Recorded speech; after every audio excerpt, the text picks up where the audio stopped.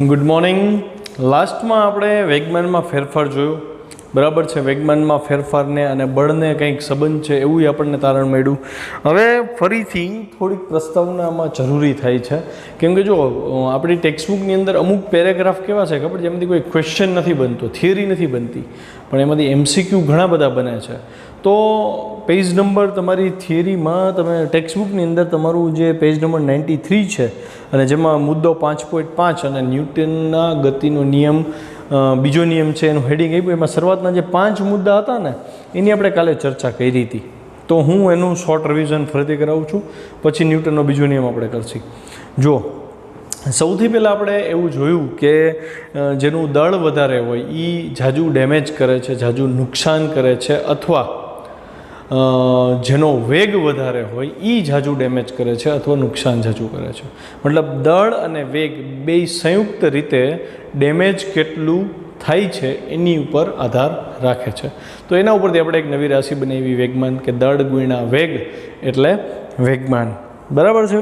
પછી એક સરસ ઉદાહરણ હતું અને એમાં એવી ચર્ચા હતી કે એક કાર છે અને એક ટ્રક છે, બેના દળ અલગ અલગ છે। જો તમારે બેને સમાન વેગ આપવો હોય, સમાન સમયમાં, સમયનો ઉલ્લેખ આપણે પાછળથી કરશું, પણ બેના દળ અલગ અલગ છે, પણ બેને તમારે સમાન વેગ આપવો હોય, બેને 40ની સ્પીડથી રન કરાવવું છે, તો જો તમે એને સ્પીડ આપશો તો બેની પાસે દળ તો છે જ, એટલે બેના વેગમાન મળશે, અને બેના વેગમાન કેવા હશે? અલગ અલગ હશે। ટ્રકનું દળ ઝાઝું છે એટલે એનું વેગમાન વધુ થશે, વેગ તો બેને સરખા લીધા હતા। હવે અહીંયા એક વસ્તુ એવું નક્કી થાય કે ભાઈ ટ્રકને સમાન સ્પીડ આપવા માટે, કાર જેટલી સ્પીડ આપવા માટે ઝાઝા બળની જરૂર પડે। મતલબ ટ્રક સ્થિર હતો અને તમે એને વેગ આપ્યો એટલે વેગમાન મળ્યું, તો ટૂંકમાં વેગમાન 0 હતું, સ્થિર હતો ત્યારે m×v સૂત્ર પરથી, અને પછી એને ગતિમાં લાવવા માટે તમે કંઈક બળ આપ્યું, મતલબ વેગમાનમાં ફેરફાર કર્યો તમે ટ્રકના વેગમાનમાં ફેરફાર કરવા માટે બળ ઝાઝું જોઈએ છે એવું તારણ નીકળે। કારનું દળ ઓછું છે, વેગ બેયના સમાન હતા, એટલે કારને વેગમાનમાં ફેરફાર કરવા બળની જરૂર પડી, પણ ટ્રકની સરખામણીમાં એને ઓછા બળની જરૂર પડી। તો અહીંયા એક મને તારણ મળ્યું કે મારે જો વેગમાનમાં ફેરફાર કરવો હોય તો બળની જરૂર પડે, આ એક તારણ। બીજું તારણ, જેના વેગમાનમાં ઝાઝો ફેરફાર થાય એને ઝાઝુ બળ દેવું પડે, જેના વેગમાનમાં ઓછો ફેરફાર થાય એને ઓછું બળ દેવું પડે, આ એક જજમેન્ટ। બીજું જજમેન્ટ એવું હતું લાસ્ટ ટોપિકની અંદર કે એક ટ્રક એક કાર સમાન ઝડપથી ગતિ કરે છે, એટલે ઝડપ સમાન છે, પણ દળ અલગ હોવાથી વેગમાન અલગ થઈ જશે, અને ઓબ્વિયસ છે કે ટ્રકનું દળ ઝાઝું છે તો એનું વેગમાન ઝાઝું થાય। હવે એ બે ગતિ કરતાં કરતાં આવે છે, તમારે બેયને રોકવા છે, મતલબ તમારે બેયને બ્રેક મારવી છે। તો છોકરાઓ તમે કયો જોઈએ કોને ઝાઝા બળની જરૂર પડશે રોકવા માટે? તો ઓબ્વિયસ તમને તરત સ્ટ્રાઇક થાય ને કે ભાઈ ટ્રક છે એમાં જોરદાર બ્રેક મારવી પડે, એની બ્રેક પાવરફુલ બનાવવી પડે। હવે કારની બ્રેક જો ટ્રકમાં ફિટ કરી દે તો ટ્રક ઊભો ન રહે, ખ્યાલ આવે? ટાયર ઢસડાઈ જાય જમીનમાં। તો એનો મતલબ એવો થયો કે ભાઈ ટ્રકને રોકવા માટે તમારે ઝાઝા બળની જરૂર પડે। હવે ટ્રકનું વેગમાન ઓલરેડી ઝાઝું હતું અને એને તમારે 0 કરવું હતું, મતલબ ફરીથી ઝાઝા વેગમાનમાંથી વેગમાન 0 કરવું છે, એટલે કે વેગમાનમાં ફેરફાર કરવો છે। જ્યારે કારનું વેગમાન ટ્રક કરતાં ઓછું હતું અને એને તમારે ઊભી રાખવી છે, એટલે કારનું અંતિમ વેગમાન 0 થાય, તો કારના વેગમાનમાં ફેરફાર કર્યો, બેયના વેગમાનમાં ફેરફાર થાય છે। ટ્રકના વેગમાનમાં ફેરફાર થયો, જે પર્ટિક્યુલર વેલ્યુથી 0 થયો, એ ફેરફાર મોટો છે, એટલે ટ્રકને રોકવા ઝાઝા બળની જરૂર પડે, જ્યારે કારને રોકવા ઓછા બળની જરૂર પડે। તો ફરીથી એક જ તારણ નીકળ્યું અહીંયા કે વેગમાનમાં ફેરફાર કરવા તમારે કંઈક બળની જરૂર પડે, અને વધારે ફેરફાર કરવો હોય તો વધારે બળ દેવું પડે, ઓછો ફેરફાર કરવો હોય તો ઓછું બળ દેવું પડે। બીજી વસ્તુ, હજી એક ઉદાહરણ, ઓલા ફિલ્ડરની આપણે વાત કરી હતી લાસ્ટ લેક્ચરમાં, કે ફિલ્ડર જ્યારે કેચ કરે ને, જો અનુભવી ફિલ્ડર હોય ને તો બોલને દિશામાં હાથ નહીં મૂવ કરાવશે, અને નવો ખેલાડી હોય તો એ ડાયરેક્ટ કેચ કરશે, તો ડાયરેક્ટ કેચ કરશે ને એને હાથમાં દડો ચોંટી જશે, લાગશે, મતલબ અથડામણ મોટી થઈ ગઈ। મતલબ વેગમાન હતું, દડો ફૂલ સ્પીડથી આવતો તો દડાનું દળ હતું, વેગ હતો, દળ ગુણ્યા વેગ કરો એટલે વેગમાન મળ્યું, એ વેગમાન અને મળ્યું, અને એ હાથને હલાવતોય નથી તો ફટ કરતો દડો ભટકાશે, તો ભટકાવાનો જે સમય છે એ બહુ સૂક્ષ્મ થઈ જાય છે. સમય સૂક્ષ્મ થયો એટલે વેગમાનની બધી અસર એને મળી ગઈ, એટલે કે એને બળ લાગ્યું, ડેમેજ થયું. હવે અનુભવી જે ફિલ્ડર છે એ શું કરશે તો કે એ દડાને જ્યારે પકડે ને ત્યારે હાથને નીચે લેતો આવે છે ભેગો ભેગો. એટલે શું થશે તો કે વેગમાન જે હતું એને કરે છે એ ઝીરો. ઓલો જે નવો સવો ખેલાડી હતો એ અંતિમ વેગમાન તો ઝીરો જ કરવાનો પ્રયત્ન કરે છે, પણ એણે બહુ ક્વિક ઝીરો કરી દીધું. અને આણે શું કર્યું, બહુ ધીમે ધીમે ધીમે ધીમે મતલબ સમય પસાર કર્યો એણે, અને પછી અહીંયા આવીને બોલને પકડી લીધો. વેગમાનને એણે ઝીરો કર્યું પણ લાંબો સમય લીધો. તો એનો મતલબ એવો થયો કે એને નુકસાન ઓછું થયું. તો એનો મતલબ જો તમારે વેગમાનમાં ફટાફટ ફેરફાર કરવો હોય તો તમારે ઝાઝું બળ દેવું પડે. મતલબ ઓછા સમયમાં મોટો ફેરફાર કરવો હોય તો ઝાઝું બળ દેવું પડે, મતલબ ડેમેજ ઝાઝું થયું, નુકસાન ઝાઝું થયું. અને જો તમારે વધુ સમયમાં મતલબ સમય તમે વધારી દો છો, વધારે સમયમાં વેગમાનમાં ફેરફાર કરવો છે તો તમારે ઓછા બળની જરૂર પડે, કેમ કે ડેમેજ ઓછું થાય છે, બળ જ લાગે છે ને દડા વડે.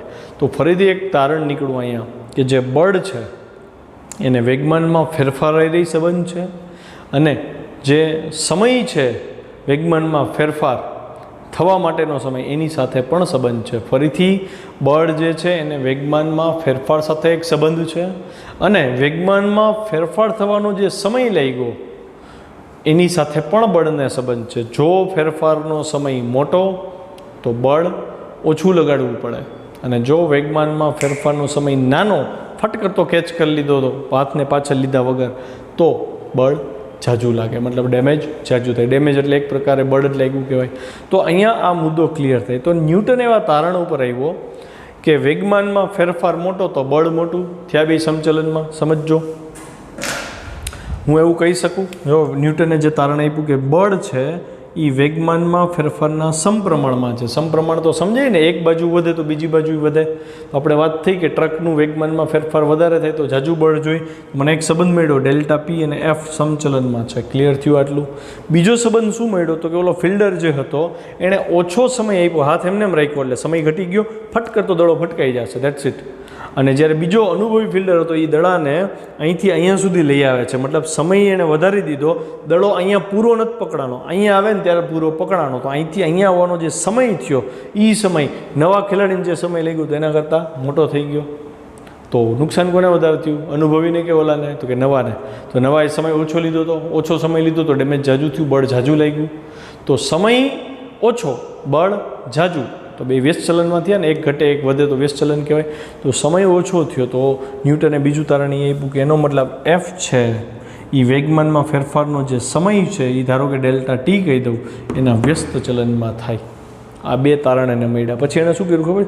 આ બે તારણને ભેગા કરી દીધા કે બેમાં એફ તો છે જ, તો એફ ચલે છે delta P by delta T. તો છોકરો આ જે મળ્યું ને આ ન્યૂટનનો બીજો નિયમ કહેવાય. ખ્યાલ આવ્યો? બસ હવે આપણે આપણા ક્વેશ્ચન તરફ આગળ વધીએ. અને અહીંયા બળની બહુ જ અગત્યની આ ચર્ચા કરી. હું એવી આશા રાખું કે અહીં સુધીનું મેં જે આ લેક્ચરમાં લીધું ને, આને તમે રાત્રે સૂવો ને ત્યારે કાનમાં હેન્ડ્સ ફ્રી ભરાઈને કેમ સોંગ સાંભળતા સાંભળતા ઘણાને સૂવાની આદત હોય, અથવા બાઇક ઉપર જતા હોય તો સોંગ સાંભળતા, એની બદલે મારી એવી ઈચ્છા છે કે આ વસ્તુને હેન્ડ્સ ફ્રી નાખી જોવો, નહીં તો કાંઈ નહીં, ખાલી સમજો, સાંભળો. 3-4 વાર સાંભળશો તો આના જે મુદ્દા ક્લિયર થશે, એનાથી તમને ચેપ્ટર નંબર 5માં, ચેપ્ટર નંબર 6માં ઘણી હેલ્પ મળશે. જ્યારે ચેપ્ટર નંબર 6માં આવશે ને છોકરાઓ, ત્યારે આ બધા મુદ્દાનો એટલો ડિટેલથી ઉલ્લેખ આવશે કે ત્યારે તમારા વિડીયો ગોતવા બેસવું પડશે, અને મેસેજ આવશે કે સર એ કયો વિડીયો હતો, કયા લેક્ચરમાં લીધું હતું. તો બેટર છે ત્યારે કરવું એના કરતાં અત્યારે આપણી પાસે આ ચેપ્ટર સિવાય બીજું તો કંઈ કામ છે નહીં, તો આને સાંભળી લેજો. ક્વેશ્ચન નંબર 11, ન્યૂટનનો ગતિનો બીજો નિયમ લખો અને સમજાવો. બરાબર? ન્યૂટનનો ગતિનો બીજો નિયમ. ન્યૂટનનો ગતિનો બીજો નિયમ જો પદાર્થના વેગમાનમાં ફેરફારનો દર એટલે કે ડેલ્ટા પી અને ફેરફારનો દર વર્ડ આવે ને છોકરો, ફેરફારનો દર એટલે છેદમાં સમય આવી ગયો. ફરીથી પદાર્થના વેગમાનમાં ફેરફારનો દર, વેગમાનમાં ફેરફાર એટલે ડેલ્ટા પી અને એનો દર એટલે સમય સાથે ફેરફાર એટલે છેદમાં ડેલ્ટા ટી થાય. આ યાદ રાખવું પડશે. જ્યાં ફેરફારનો દર વર્ડ યુઝ થાય ત્યાં છેદમાં સમયગાળો આવી જશે. તેના પર લાગતા પરિણામી બળના સમપ્રમાણમાં અને લગાડેલા બળની દિશામાં હોય છે. પદાર્થના વેગમાનમાં જે ફેરફાર થાય છે ડેલ્ટા પી સદિશ સ્વરૂપે લખી તો ડેલ્ટા પીની દિશા એને લાગેલા બળ એફની દિશામાં હશે. સમજાણું? મતલબ તમે કોઈ ટ્રકને ધક્કો મારો છો તો તમે બળ એમ આપ્યું તો એનું જે વેગમાન બદલાશે એ દિશામાં જ બદલાશે. બરાબર? ટ્રક તો બહુ મોટી વસ્તુ થઈ ગઈ. આપણે નાની વસ્તુ પકડીએ, કોઈની ગાડી બંધ પડી ગઈ તો ડ્રાઈવર જ્યારે આગળ બેઠો હોય ને આપણે ધક્કો મારવાનો, તો તમે ધક્કો મારો છો, ગાડી સ્થિર હતી તો ગાડીને વેગ મળ્યો તો એનું વેગમાન 0માંથી કંઈક થયું m ગુણ્યા v જેટલું. વેગમાનમાં ફેરફારની દિશા અને આપણે આપેલા બળની દિશા બે કેવી થઈ? સમાન થઈ. બરાબર? જો પરિણામી બળ F ડેલ્ટા t સમય માટે m દળના પદાર્થમાં વેગ v માંથી એનો વેગ વધારે છે. કેટલા સમયમાં વેગ વધાર્યો? ડેલ્ટા t સમયમાં. કેટલો વેગ વધાર્યો? ડેલ્ટા v જેટલો. જો વેગ v પ્લસ ડેલ્ટા v થાય તો તેનું પ્રારંભિક વેગમાન, તો કે v વેગ હતો પ્રારંભમાં એટલે pi, i ફોર ઇનિશિયલ એટલે પ્રારંભિક વેગમાન mv થાય અને ફાઇનલ મોમેન્ટમ અંતિમ વેગમાન જે છે pf તો કે m ગુણ્યા નવો વેગ થાય, દળ ગુણ્યા વેગ એટલે વેગમાન થાય. તો આ એનું પ્રારંભિક વેગમાન થયું, આ અંતિમ વેગમાન થયું. તો વેગમાનમાં ફેરફાર એટલે આપણે શું કરીએ છીએ? સ્થાનાંતરમાં આપણે અંતિમ સ્થાનમાંથી પ્રારંભિક સ્થાન બાદ કરતા, વેગમાં ફેરફારમાં અંતિમ વેગમાંથી પ્રારંભિક વેગ બાદ કરતા, એવી જ રીતે વેગમાનમાં ફેરફારમાં અંતિમ વેગમાનમાંથી પ્રારંભિક વેગમાન બાદ કરશે. તો અંતિમ વેગમાન આ હતું mv plus m delta v. એમને મેં અંદર ગુણી દીધો છે. ઓકે? અને માઇનસ mv છે તો mv ઉડી જાય, વિધા m ડેલ્ટા v. આ તો એક્સ્ટ્રા છે, એને ધ્યાનમાં હવે ન લેતા. તો ડેલ્ટા p બરાબર m ડેલ્ટા v થયું ને. તો વેગમાનમાં ફેરફાર એટલે દળ ગુણ્યા વેગમાં ફેરફાર. ડેલ્ટા v એટલે v2 માઇનસ v1 એ લખી શકાય અહીંયા. આટલું ક્લિયર થયું? હવે બીજો નિયમ શું કહેતો હતો અહીંયા? તો કે વેગમાનમાં ફેરફારનો દર એટલે કે delta p by delta t બળના સમપ્રમાણમાં પરિણામી બળ છે. બધા બળોનો કુલ સદિશ સરવાળો છે. F ચલે છે delta p by delta t જે આપણે લઈ આવ્યા હતા ને ઈ. બરાબર? હવે ચલન દૂર કરો છોકરાઓ તો સમીકરણમાં સમપ્રમાણતા નીકળે એટલે અચળાંક દેવો પડે. એટલે k મૂક્યો તો F બરાબર k delta p by delta t થયું. આને સમીકરણ 1 કીધું, સમીકરણ 2 કીધું. હવે k શું છે? તો કે સપ્રમાણતા અચળાંક. હવે આને હું લિમિટ એપ્લાય કરીશ. લિમિટ એપ્લાય કરી જ્યારે પણ ત્યારે સમય ટેન્સ ટુ 0 થાય તો વેગમાનમાં ફેરફાર ટેન્સ ટુ 0 થાય અને એક્ઝેક્ટ બળ મળે. સમીકરણ 2 માં જો limit delta t tends to 0 લઈએ તો F is equal to limit delta t tends to 0 delta p by delta t. Limit લાગે એટલે ડેલ્ટા t સૂક્ષ્મ થાય એટલે ડિફરન્શિએશન થયું કહેવાય, વિકલન થયું કહેવાય. dt થઈ જાય, ડેલ્ટા p dp થઈ જાય. તો આ સમીકરણ મળ્યું F બરાબર dp બાય dt. વેગમાનનું સમય સાપેક્ષ વિકલન બળ આપે. આ વિધાનને ઉપર હાસ્યમાં લખી નાખો. વેગમાનનું સમય સાપેક્ષ વિકલન બળ આપે. બીજી લાઈન લખો, એડ કરો. વેગમાન વિરુદ્ધ સમયના આલેખનો ઢાળ બળનું મૂલ્ય આપે. વેગમાન વિરુદ્ધ સમયના આલેખનો ઢાળ તમને બળ આપે. ઢાળ એટલે વિકલન થાય. તો વેગમાનનું સમય સાપેક્ષ વિકલન બળ આપે. વેગમાનનો સમય સાથેનો આલેખ છે એનો ઢાળ પણ તમને બળ આપે. સમીકરણ નંબર 3. હવે આપણને તો ખબર છોકરો p બરાબર mv, અને આપણે આગળ જોઈ ગયા છીએ.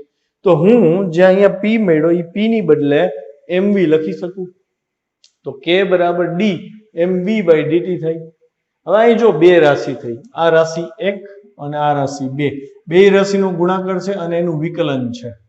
તો આના માટે વિકલનની એક અલગ મેથડ પાછી આવે. બરાબર છે? તો હું એની એકવાર ચર્ચા કરી દઉં છું. માની લો કે તમારે વિકલન કરવું છે t સાપેક્ષે. તો d બાય dt ઓફ આ એક વિધેય, પેલું વિધેય અને આ બીજું વિધેય, બે વિધેયના વિકલન કરવા છે. તો આનું સૂત્ર છે એ હાંસિયામાં લખજો, પાકું કરવું પડશે. શું થાય આનું સૂત્ર? તો આને હું કહીશ પેલું વિધેય, આને કહીશ બીજું વિધેય. તો જોજો ધ્યાનથી. પેલું વિધેય બારે, બીજાનું વિકલન સમજાણું, પછી પ્લસ કરવાનું. હવે બીજું વિધેય બારે અને પહેલાનું વિકલન. આ ગુણાકાર આપ્યા હોય જ્યારે ત્યારે વિકલન કરવાની રીત છે. પહેલું વિધેય બારે, બીજાનું વિકલન વત્તા બીજું વિધેય બારે અને પહેલાનું વિકલન. આવી રીતે તમારે એનું સૂત્ર યાદ રાખવાનું થશે. અને બને ત્યાં સુધી એવું ધ્યાન રાખવું કે આનો ક્રમ છે ને બદલાય નહીં. એટલે અહીંયા u પહેલા છે તો અહીંયા u પહેલા જ આવે, પણ પહેલા વિધેયનું વિકલન du બાય dt, ગુણ્યા વી થાય. વી ડીયુ બાય ડીટી લખો કે du by dt into v લખો કઈ ફરક નથી પડતો. પણ અહીં જો પહેલું વિધેય બારે બીજાનું વિકલન, બીજું વિધેય બારે પહેલાનું વિકલન. ખ્યાલ આવી ગયો? આ રીતે મેં અહીંયા એમ ને પહેલું વિધેય ધારી લીધું, વી ને બીજું વિધેય ધારી લીધું. જો પહેલું વિધેય બારે બીજાનું વિકલન પ્લસ કે બીજું વિધેય બારે પહેલાનું વિકલન. ખબર પડી? આ સ્ટેપમાં ભૂલ ન થઈ જોઈએ, 4-5 વાર લખી નાખજો. હવે K into M into DV by DT M ના અને કે વી ડીએમ બાય ડીટી એમને મેં અચળ લઈ લીધું અને તમને ખબર છે અચળનું વિકલન 0 થાય ને, તો આ પદ તો નીકળી ગયું. માટે એફ બરાબર કે એમ અને ડીવી બાય ડીટી છોકરાઓ વેગનું સમય સાપેક્ષ વિકલન શું થાય? વેગનું સમય સાપેક્ષ વિકલન પ્રવેગ થાય. એટલે હું અહીં લખું છું એ. તો એફ બરાબર મેળવું કે એમ એ કૌંસમાં લખી દીધું, વેગનું સમય સાપેક્ષ વિકલન એટલે પ્રવેગ. અચ્છા, હવે કે દૂર કરું તો પાછી સમચલન આવી જાય અહીંયા. તો એફ ચલે છે એમ ઇન્ટુ એ, સમીકરણ 4. અહીંથી તમને નવું એક સમીકરણ મળ્યું કે બળને દળ અને પ્રવેગ સાથે સંબંધ છે, જે ચેપ્ટર 2 માં તમે ખાલી યાદ રાખ્યું હતું, ચેપ્ટર ધોરણ 9-10 માં તમે યાદ રાખ્યું હતું. અહીંયા તમે એને સાબિત કર્યું છે કે હા, બળને દળ અને પ્રવેગ સાથે સંબંધ છે. આમ પદાર્થ પર લાગતું બળ એ દળ અને પ્રવેગના ગુણાકારના સમપ્રમાણમાં છે. કેનું મૂલ્ય બળના એકમની વ્યાખ્યા પરથી મળે. બળનો એકમ ન્યૂટન થાય. જો તમને 1 ન્યૂટનની વ્યાખ્યા આવડતી હોય તો તમે કેની કિંમત આપી શકો. તો આપણે 1 ન્યૂટનની વ્યાખ્યા સમજવી પડશે. ઈ પહેલા હું એમ કહી દઉં કે જો 1 કિલો દળ છે, પદાર્થનું દળ કેટલું? 1 કિલો. તમારે 1 કિલો ઘઉંની થેલી લઈ લેવાની, એમાં 1 મીટર પર સેકન્ડ સ્ક્વેરનો પ્રવેગ આપવાનો. મતલબ કે 1 સેકન્ડમાં એના વેગમાં 1 મીટર પર સેકન્ડનો વધારો થવો જોઈએ. એટલે પ્રવેગ કેટલો થયો? 1 મીટર પર સેકન્ડ સ્ક્વેર. તો 1 કિલો પદાર્થમાં 1 મીટર પર સેકન્ડ સ્ક્વેરનો પ્રવેગ ઉત્પન્ન કરવા તમારે કંઈક ધક્કો આપવો પડે. એ ધક્કાને 1 ન્યૂટન કહેવાય. અને જો 1 ન્યૂટન હોય તો કેની વેલ્યુ આ સમીકરણમાં F1 M1 એ પણ 1, તો કે કેટલો થઈ ગયો? 1 થઈ ગયો. તો કે ની કિંમત થઈ ગઈ 1. એટલે હવે સમીકરણ શું બને? F બરાબર ma થઈ ગયું. આમ ન્યૂટનનો બીજો નિયમ બળનું મૂલ્ય આપે છે, જે F બરાબર ma પરથી મળે છે. આગળ જુઓ, બળનો SI એકમ દળ એટલે કેજી અને પ્રવેગ એટલે મીટર પર સેકન્ડ સ્ક્વેર, અથવા બીજો એકમ ન્યૂટનની યાદમાં n છે, n ફોર ન્યૂટન. CGS એકમ છે ગ્રામ સેન્ટીમીટર પર સેકન્ડ સ્ક્વેર. ડાઇન પણ એક સાયન્ટિસ્ટ છે અને એની યાદમાં એને એકમ આપ્યો છે ડાઇન. 1 ન્યૂટનની વ્યાખ્યા આપી છે, જે બળ 1 કિલો દળના પદાર્થમાં 1 મીટર પર સેકન્ડ સ્ક્વેરનો પ્રવેગ ઉત્પન્ન કરે તેને 1 ન્યૂટન બળ કહેવાય. એક ડાઇનની વ્યાખ્યા આપી છે, જે બળ 1 ગ્રામ દળના પદાર્થમાં 1 સેન્ટીમીટર પર સેકન્ડ સ્ક્વેર પ્રવેગ ઉત્પન્ન કરે તેને કહેવાય 1 ડાઇન બળ. રેડી? આ ક્વેશ્ચન અહીંયા પૂરો કરીએ. ચલો, ક્વેશ્ચન 12. છોકરાઓ, ન્યૂટનના બીજા નિયમ કરતાં પણ વધારે મહત્વનું હોય ને તો એના આ મુદ્દા બહુ અગત્યના છે. બીજો નિયમ તો તમે પાકો કરીને શીખી શકો, બરાબર છે કે ભાઈ પદાર્થના વેગમાનમાં ફેરફારનો સમય દર એ તેને લાગેલા બળના સમપ્રમાણમાં હોય. એક લીટીમાં પાક્કો થઈ જાય. સૂત્રથી પાક્કું કરી શકું કે F બરાબર delta P by delta T થાય, F બરાબર ma થાય. પણ આ જે મહત્વના મુદ્દા છે ને, આને તો તમારે લખીને જ પાકા કરવા પડે. લખવાનું જો ચાલુ કરી દીધું હોય તો એ લોકોને પોતાની અંદર થતો ફેરફારે ઓબ્ઝર્વ થશે. જે લોકોએ લખવાનું સ્ટાર્ટ કર્યું છે, જેમ મેં મેથડ આપી હતી કે તમે લખીને તૈયાર કરો, તો તમે પર્સનલી મને મેસેજ કરો કે સર મેં લખવાનું સ્ટાર્ટ કરી દીધું છે, તો મને ખબર પડે કે ભાઈ હું જે કહું છું એની કાંઈ અસર તમારી ઉપર થાય છે કે નહીં. બરાબર? આ ક્વેશ્ચન તો લખ્યા વગર તૈયાર થવાનો નથી, કેમ કે અમુક મુદ્દા, અમુક વાક્ય એવા હાર્ડ છે એની અંદર કે 3-4 વાર લખશો ને પછી વાક્યનો મર્મ સમજાશે. હું તો સમજાવી જ દઈશ, પણ ટાઈમે પાછા ભૂલી જશો, તો એ લખીને કરજો તો વાંધો નહીં આવે.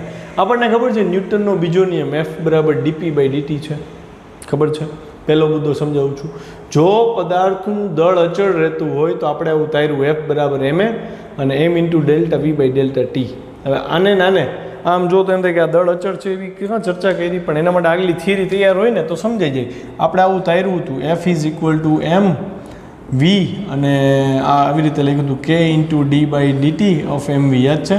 પછી 2 વાર વિકલન કર્યું હતું. F ઇઝ ઇક્વલ ટુ પહેલું વિધેય m બારે, બીજા વિધેયનું વિકલન, સદિશ અત્યારે નથી કરતો ખાલી, અને કે બીજું વિધેય બારે, પહેલાનું વિકલન. હવે મેં એમ કીધું હતું કે દળ અચળ હોય ને એટલે આ પદ 0 થઈ જાય, એટલે આ વાક્ય લખ્યું છે. દળ અચળ છે તો વૈધું ખાલી આ m into delta v by delta t.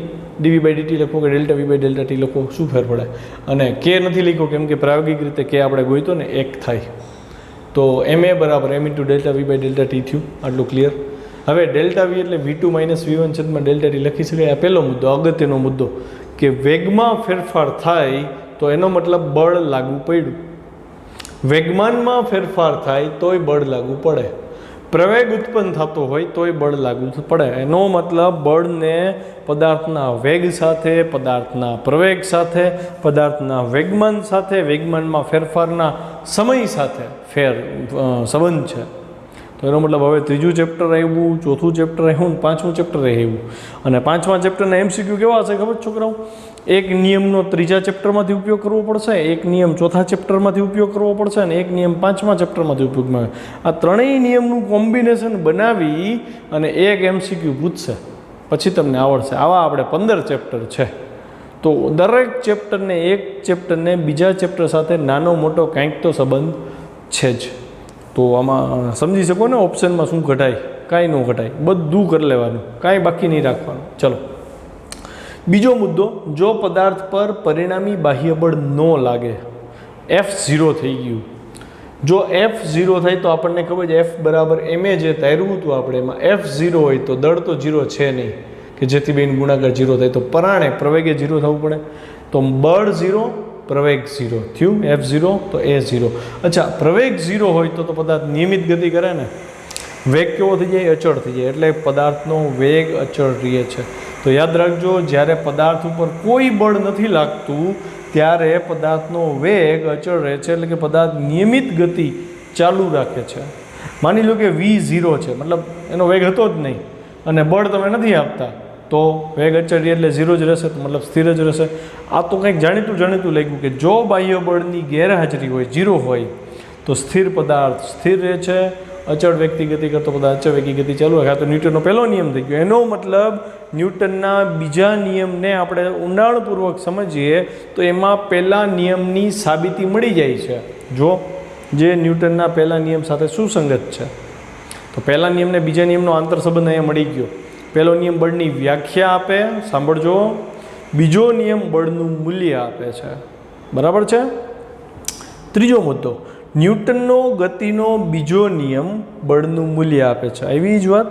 અને બળ સદિશ રાશિ છે. સદિશ રાશિ હોય છોકરાઓ તો એનો ઘટક મળે ને, x દિશાનો ઘટક, y દિશાનો ઘટક, z દિશાનો ઘટક. આપણે કેમ સદિશ એના બે ઘટક લેતા હતા, ax અને ay, પછી થીટા ગોતતા હતા tan થીટા બરાબર ay ના છેદમાં x.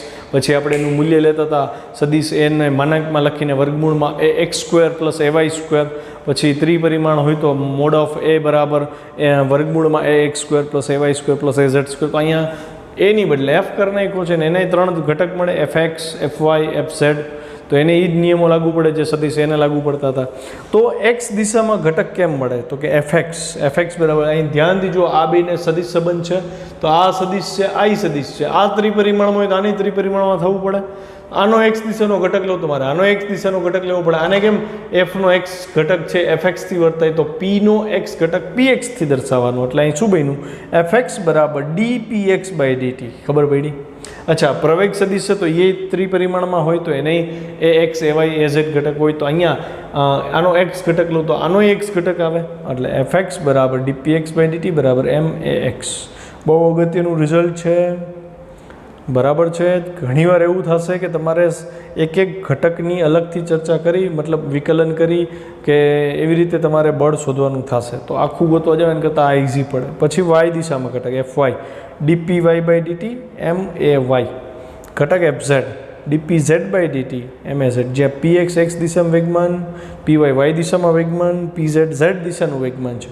આ ત્રણેયનો સદિશ સરવાળો કરો ને, px i + py j + pz k, તો સદિશ p મળે. ax i + ay j + az j કરો તો સદિશ એ મળે. ખ્યાલ આવે ને? હવે તો સદિશ ઓપરેશન સરસ આવડી ગયા.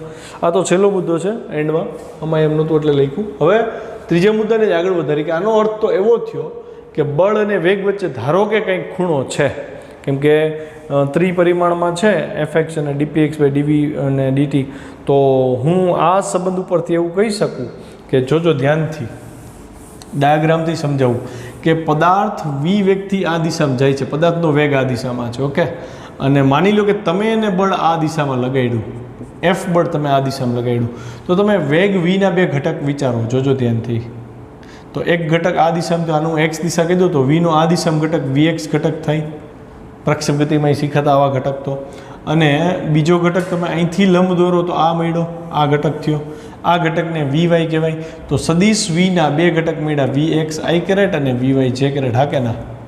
તો આ લોકો એમ કહે છે કે આ બળ તમે જે લાગુ પાડ્યું એ વેગના બળને સમાંતર ઘટક, મતલબ બળ આ દિશામાં જ. છોકરો સમજો, આ બહુ અઘરું છે.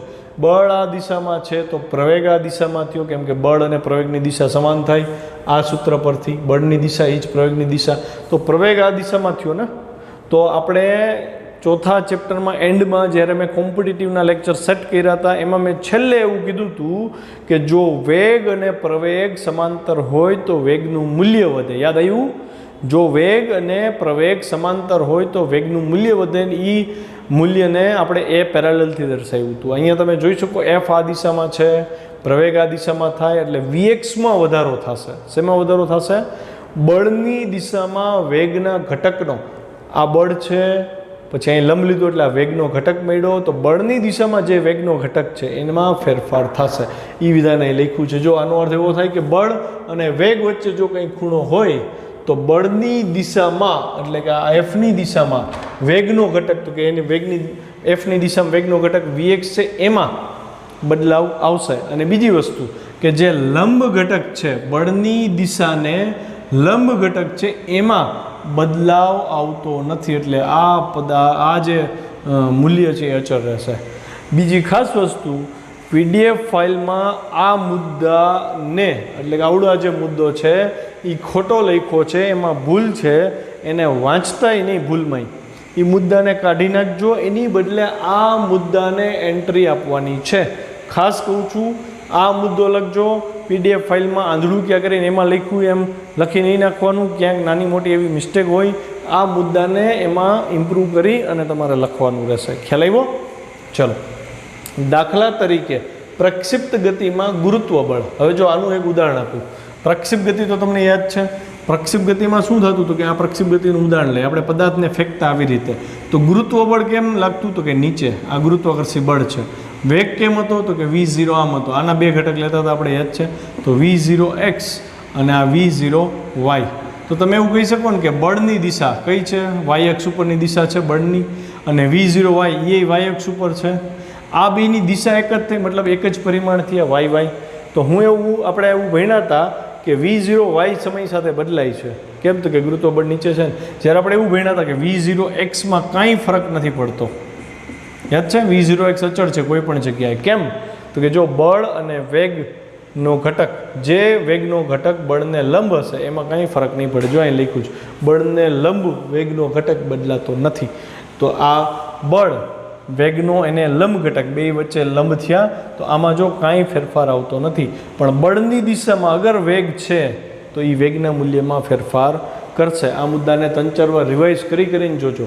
ફરીથી અહીં ઉદાહરણ આપ્યું. જો દાખલા તરીકે પ્રક્ષિપ્ત ગતિમાં ગુરુત્વ બળ નીચે લાગે છે, પ્રક્ષિપ્ત પદાર્થના વેગનો વાય ઘટક ઉપર હતો, બળ નીચે છે, તો સમય સાથે વેગ ઉપર તરફનો ઘટતો જતો. જેમ ઉપર આમ વેગ ઘટતો હતો, મહત્તમ ઊંચાઈ વેગ 0 થઈ ગયો હતો વાય દિશાનો.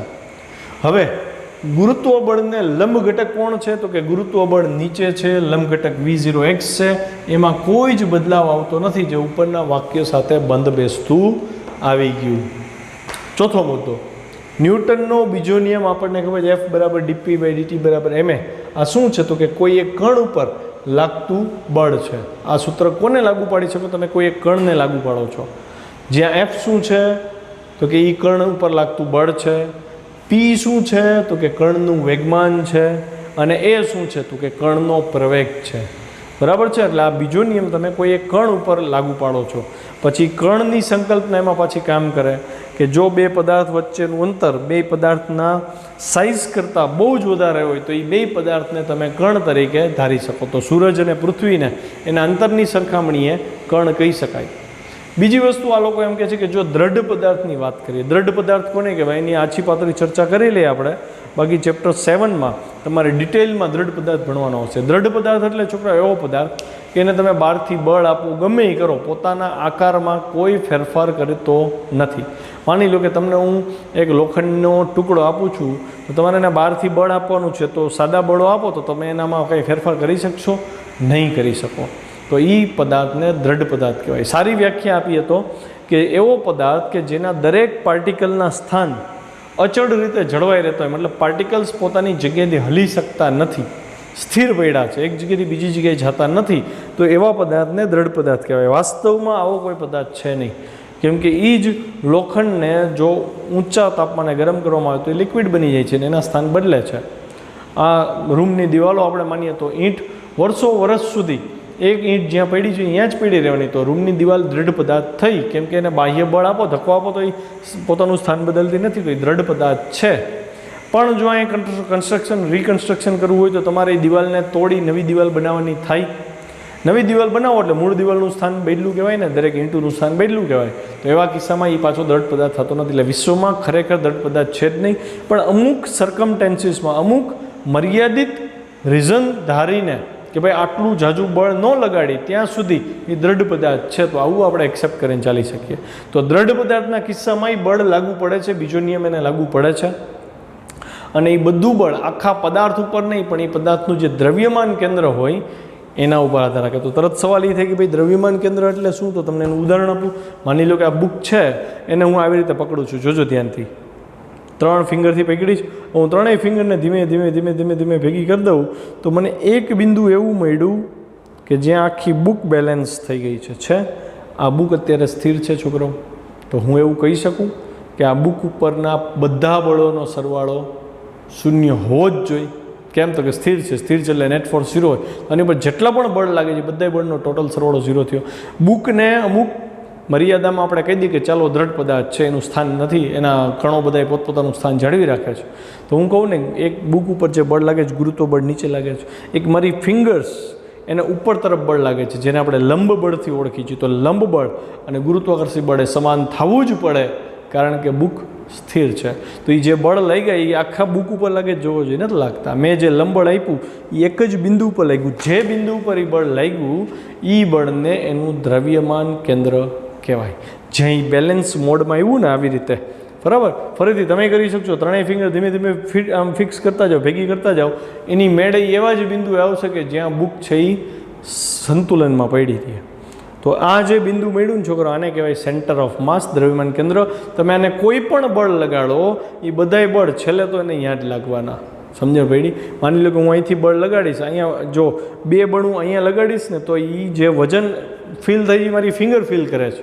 તમે બળ આપ્યું આ બાજુ, પણ છેલ્લે બળ લાગે છે ક્યાં? તો કે દ્રવ્યમાન કેન્દ્ર ઉપર. તો આ મુદ્દો એમ કે છે કે ભાઈ કે આ કિસ્સામાં પરિણામી બળ તેના દ્રવ્યમાન કેન્દ્ર પર લાગે. વળી પ્રવેગી ગતિ કરતા તંત્રમાંથી અગર કોઈ કણ છૂટો પડે તો તે તંત્રને લાગતું બળ કે પ્રવેગ આ છૂટા પડેલ કણને મળતા નથી, એટલે કે તેને પ્રવેગની સ્મૃતિ રહેતી નથી. મેમરીની વાત આની પહેલાં થઈ હતી આપણે કે પ્રવેગી ગતિ કરતા પદાર્થમાંથી કોઈ એક પદાર્થ છૂટો પડ્યો તો એને પ્રવેગ નહીં મળે, વેગ મળશે.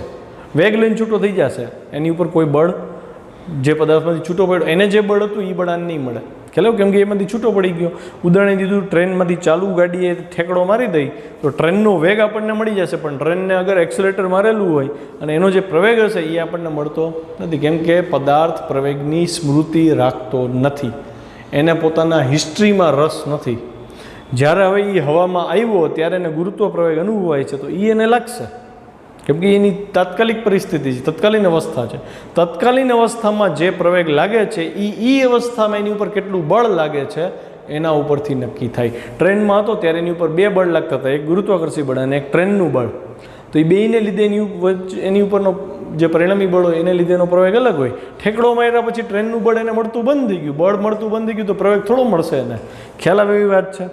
દાખલા તરીકે ટ્રેન સમક્ષિતિજ દિશામાં પ્રવેગી ગતિ કરે છે, ટ્રેન ઉપર પ્રવેગ સમક્ષિતિજ દિશામાં છે, અને કોઈ પથ્થરને જો બહાર ફેંકવામાં આવે તો ફેંકાયા બાદ ટ્રેનનો પ્રવેગ એને મળતો નથી, પણ ગુરુત્વ પ્રવેગ પાછો એ અનુભવશે જો પૃથ્વી ઉપર હોય તો.